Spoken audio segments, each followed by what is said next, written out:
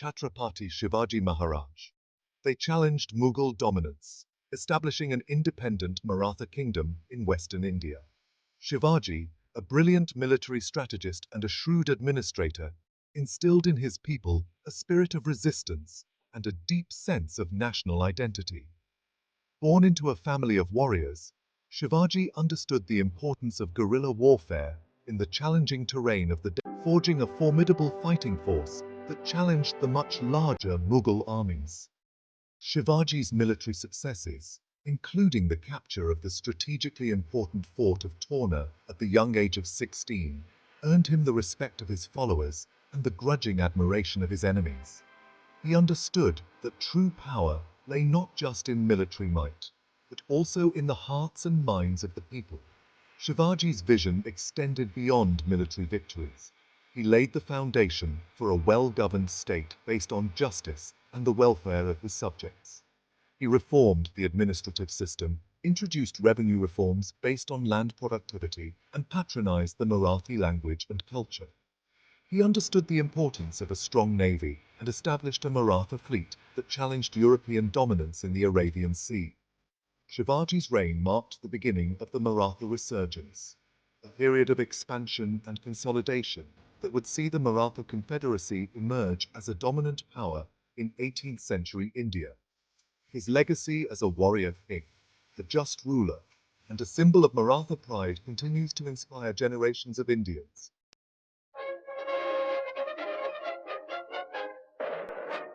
While the Marathas were challenging Mughal authority in the Deccan, another powerful force was taking shape in the northwest. The Sikhs, founded by Guru Nanak in the 15th century, Sikhism emerged as a distinct religious tradition that challenged the caste system and emphasized the equality of all beings. The Sikh gurus, 10 in succession, preached a message of devotion, service, and social justice, attracting followers from diverse backgrounds. The 10th Guru, Gobind Singh, formalized the Sikh tradition of warrior saints with the creation of the Khalsa in 1699. Facing persecution from Mughal rulers, Guru Gobind Singh transformed the Sikh community into a formidable fighting force, instilling in them a spirit of courage, self-sacrifice, and unwavering faith. The Khalsa, characterized by their commitment to 5 Ks, Kesh, Kangha, Kara, Kirpan, and Kachera, became a symbol of Sikh identity and resistance. The Khalsa, bound by a shared faith and a code of conduct, fought valiantly against Mughal oppression, their military prowess and unwavering spirit earning them both respect and fear. They established their own independent misls or principalities in Punjab, challenging Mughal authority and laying the groundwork for a future Sikh empire. The rise of the Khalsa marked a turning point in Sikh history, transforming them from a persecuted religious community into a powerful political force.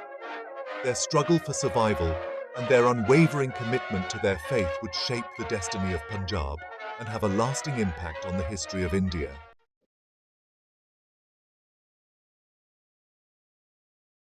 As the 18th century drew to a close, a young Sikh warrior named Ranjit Singh emerged as a unifying force in Punjab. Born into a family of Sikh chieftains, Ranjit Singh possessed a rare combination of military acumen, political shrewdness, and a vision for a united and prosperous Punjab. He inherited a fragmented kingdom, divided among warring Sikh misls, and set about unifying them under his banner. Through a combination of diplomacy, strategic alliances, and military victories, Ranjit Singh consolidated his power, establishing the Sikh Empire in 1799. Known as the Lion of Punjab, he extended his rule from the Khyber Pass in the west to the Sutlej River in the east, encompassing a vast territory that included present-day Punjab, Jammu and Kashmir, and parts of Himachal Pradesh. Ranjit Singh was not just a conqueror. He was a wise and benevolent ruler who understood the importance of good governance and a strong army. He modernized his army, incorporating European military techniques and training, while also maintaining the traditional martial spirit of the Sikh warriors. He established a strong central administration, implementing reforms in revenue collection, justice, and infrastructure development. He patronized education, art, and culture, creating a court that welcomed scholars, poets, and musicians from diverse backgrounds. He understood the importance of religious tolerance and treated his Hindu and Muslim subjects with respect, ensuring their representation in his administration. His reign marked a golden age for the Sikh Empire, a period of peace, prosperity, and cultural efflorescence that earned him a place among the most remarkable rulers in Indian history.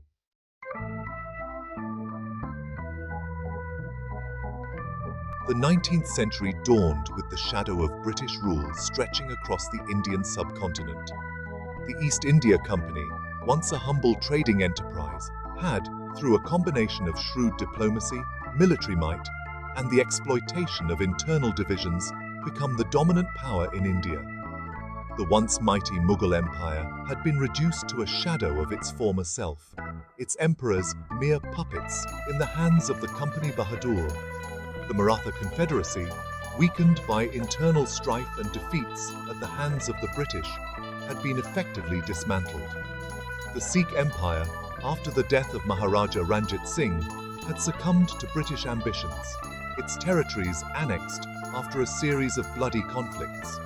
India, once a land of vibrant kingdoms and empires, found itself under the control of a foreign power, its resources siphoned off to fuel the engines of the British Empire.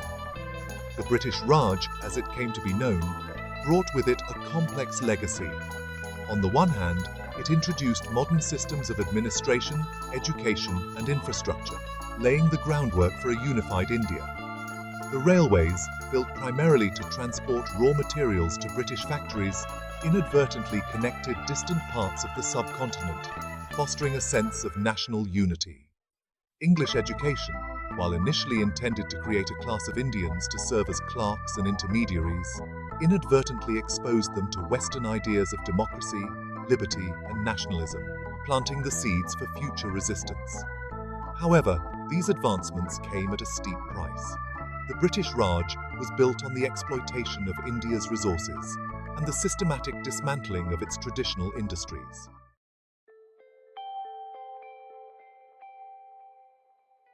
The 19th century witnessed a growing sense of unease among Indians as the realities of British rule became increasingly apparent. The economic exploitation of the subcontinent, coupled with the social and racial discrimination meted out to Indians, fueled resentment and a desire for self-rule, or Swaraj. Early uprisings, like India's First War of Independence of 1857, brutally suppressed by the British, served as a stark reminder of the human cost of colonial rule. From the ashes of these early uprisings emerged a new generation of Indian leaders, educated in Western ideals, but deeply rooted in their own cultural heritage.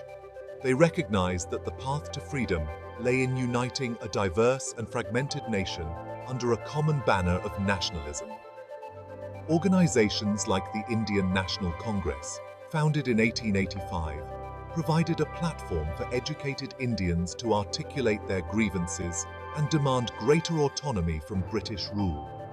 The struggle for Indian independence took many forms.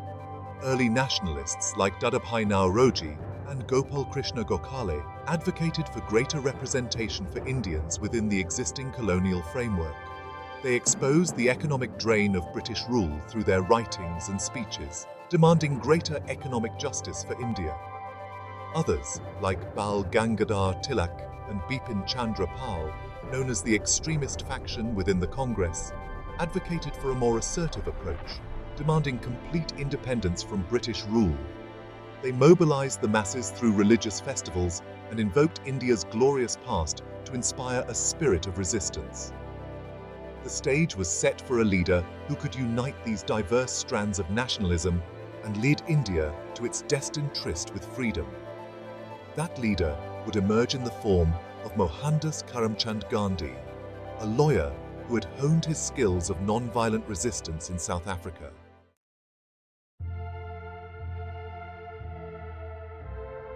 Gandhi's arrival on the Indian political scene in 1915 marked a turning point in the struggle for independence.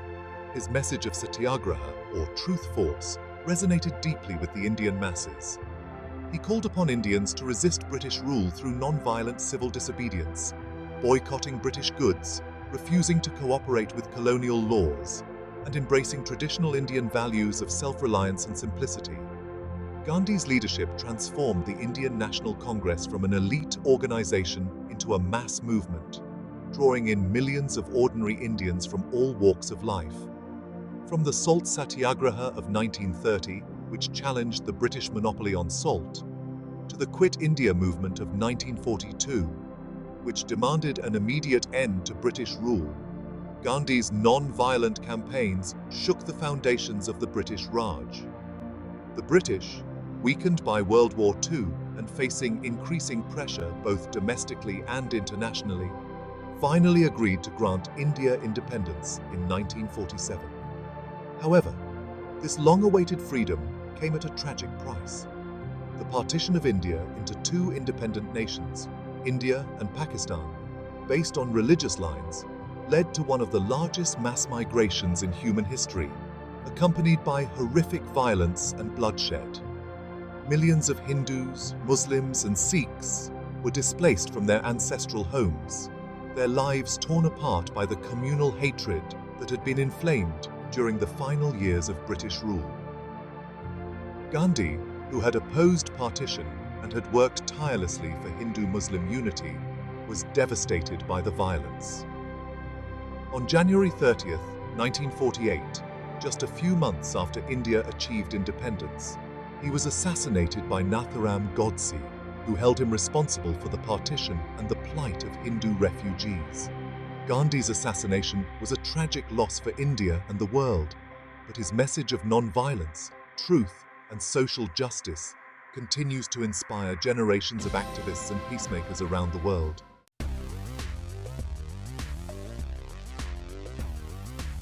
As we stand at the precipice of the 21st century, looking back on India's 5,000-year journey, we are struck by its remarkable continuity. Despite the ebb and flow of empires, the invasions and upheavals, the spirit of India has endured, its essence woven into the very fabric of its people.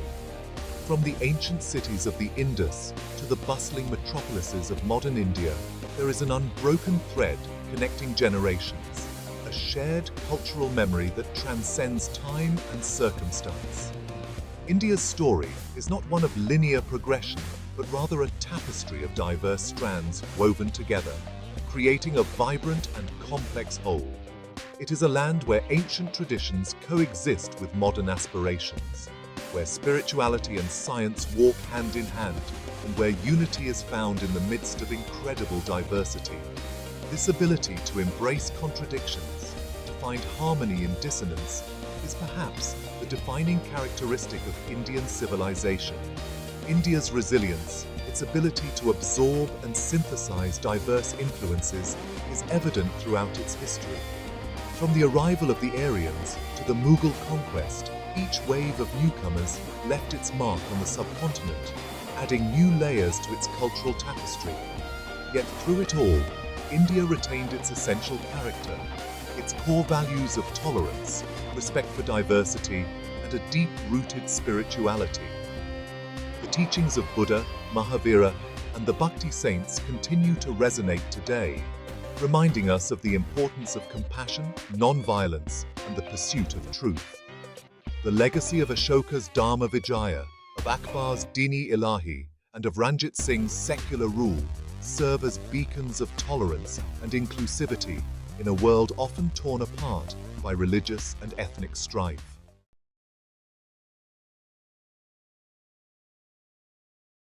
India's story is not just a regional narrative. It is a global testament to the enduring power of the human spirit. Its contributions to mathematics, astronomy, medicine, and philosophy have enriched the world, shaping the course of human thought and progress. From the invention of zero to the concept of infinity, from the ancient practice of yoga to the timeless wisdom of the Upanishads, India has shared its knowledge and wisdom freely, enriching the lives of countless individuals across cultures and continents. As India navigates the challenges of the 21st century, its ancient wisdom and its modern experiences offer valuable lessons for the world. In an era marked by globalization, climate change, and increasing interconnectedness, India's tradition of tolerance, its respect for diversity, and its commitment to non-violence provide a roadmap for peaceful coexistence and sustainable development. India's journey is far from over. It is a nation on the rise, its economy growing. Today, India is world's fifth largest economy, its people aspiring for a better future. The challenges are immense, from poverty and inequality to environmental degradation and social divisions. Yet, there is a sense of optimism, a belief that India can draw upon its ancient wisdom and its modern dynamism to overcome these challenges and create a more just and equitable society for all its citizens. India's story is a reminder that civilization is not a static entity, but rather a dynamic process, a continuous journey of growth, adaptation, and renewal. It is a story that continues to unfold, offering hope and inspiration to a world seeking solutions to complex challenges. As India marches forward, its ancient spirit, its vibrant culture, and its message of peace and harmony will continue to resonate, reminding us of the boundless potential of the human spirit. Hope you liked the summarized history of India, which spans 5,000 years. Please subscribe to my channel for more enlightened articles.